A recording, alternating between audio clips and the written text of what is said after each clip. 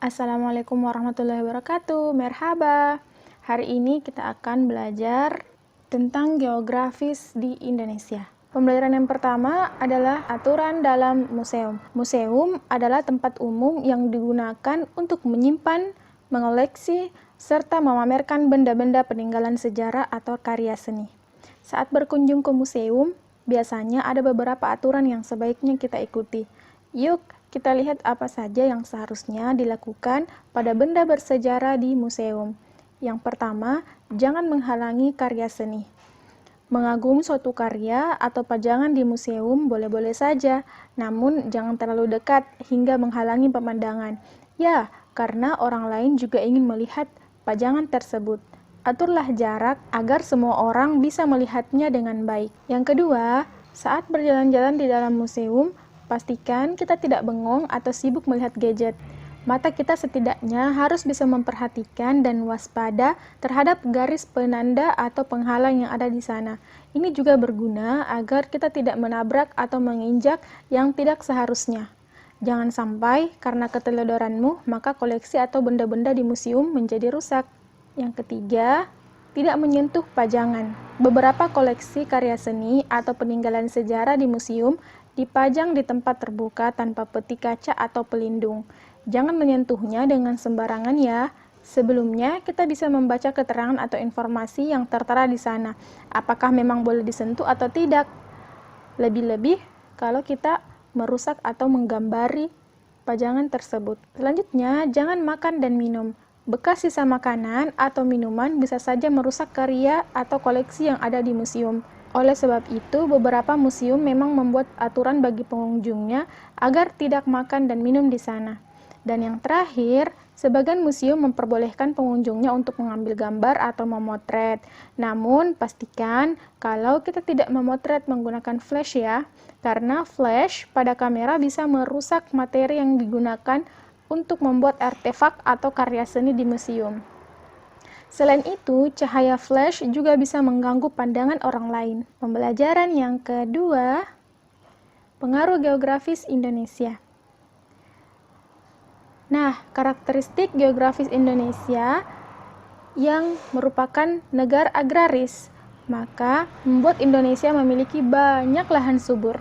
Oleh karena itu, banyak penduduk Indonesia yang kegiatan ekonominya bidang agraris yang meliputi kegiatan pertanian dan perkebunan.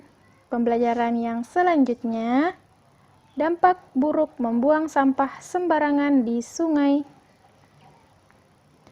Nah, banyak masyarakat masih sering membuang sampah di sungai. Mereka tidak menyadari dampak lingkungan yang ditimbulkan jika membuang sampah di sungai. Berikut dampak buruk yang terjadi pada kesehatan manusia dan lingkungan jika perilaku membuang sampah sembarangan di sungai tidak dihentikan. Yang pertama, berkurangnya ketersediaan air bersih. Yang kedua, hewan di sungai akan mati. Yang ketiga, pencemaran air. Sampah yang dibuang di sungai akan menyebabkan air sungai tercemar, baik dari warna, bau, dan rasa.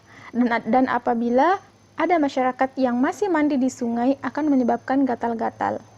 Yang keempat, di musim penghujan, penumpukan sampah akan menghambat aliran sungai dan menyebabkan air sungai meluap dan akhirnya terjadi banjir. Pembelajaran yang selanjutnya, Indonesia merupakan salah satu negara yang tergabung dalam Organisasi Internasional Perhimpunan Bangsa-Bangsa di Kawasan Asia Tenggara atau ASEAN, Association of Southeast Asian Nations. Berikut peranan penting Indonesia dalam ASEAN. Yang pertama, Indonesia berperan penting dalam pendirian ASEAN. Ketika mendirikan ASEAN, Indonesia diwakili oleh Adam Malik. Yang kedua, salah satu peran Indonesia yang dianggap penting di ASEAN adalah menggagas komunitas keamanan melalui Komunitas Politik Keamanan ASEAN atau ASEAN Security Community (ASC). ASC dibentuk dengan tujuan mempercepat kerjasama politik keamanan di ASEAN untuk mewujudkan perdamaian di kawasan. Yang ketiga, peran Indonesia lainnya di ASEAN adalah turut andil dalam Pesta Olahraga Asia Tenggara, yakni SEA Games, SEA Games adalah festival multi olahraga untuk kawasan Asia Tenggara yang dihelat setiap 2 tahun sekali. Yang keempat, kerjasama produksi makanan halal. Sebagian negara dengan mayoritas muslim terbanyak di kawasan ASEAN, Indonesia turut membangun kerjasama dengan Singapura, Malaysia, dan Brunei Darussalam dalam penanganan dan produksi makanan daging halal.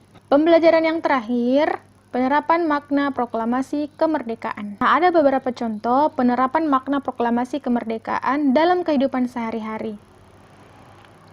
Adapun di lingkungan masyarakat, wujud penerapan makna proklamasi adalah mempererat persaudaraan dalam suasana kekeluargaan dengan kerja bakti, gotong royong, musyawarah demi kepentingan bersama, dan bekerja sama untuk mensukseskan acara festival budaya atau acara kemerdekaan di desa. Terima kasih.